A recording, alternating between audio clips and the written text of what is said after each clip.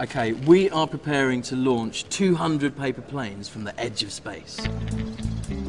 We are in a barn in a town called Wolfsburg in Germany, and we are going to do this by launching a weather balloon full of helium all the way up to the very top of the atmosphere, about 20 miles up at the edge of space, whereupon it is going to release these 200 planes.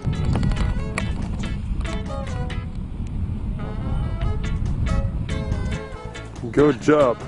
Alright, so this is one of the planes. We're putting a memory card on each of these planes, and it's going to prove how durable they are, because hopefully the cars will survive the journey. People from all over the world have been uploading messages onto our website. We've put those messages onto these memory cards. People find the memory cards, plug them into their computer. They will get the messages from people all over the world, and we get to find out how far the planes have gone. Tracking stuff allows us to find the thing when it comes down on its parachute. We'll be tearing around the German countryside in a Land Rover with antennas and things that beep. And how was it made? From foam and glue and gaffer tape. By a man in a potting shed. The balloon is now at 36,500 metres. The experts that we're talking to on the internet are incredibly impressed, and they're baffled as to how we got so high.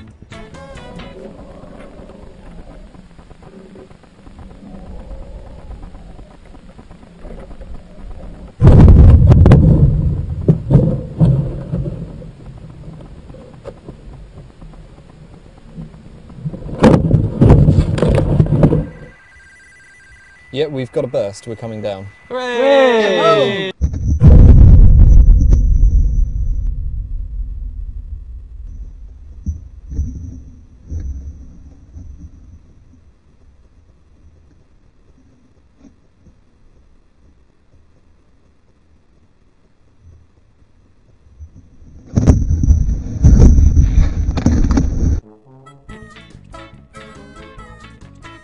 We're watching it now as it's travelling over a lake, but the predictor is fairly sure that we're going to land in a forest between.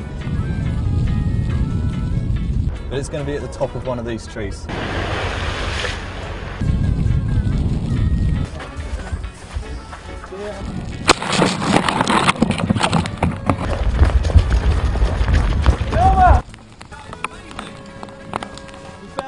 We're in the middle of the forest, we've totally found it, it's up in a tree, and importantly, the planes look like they've been released.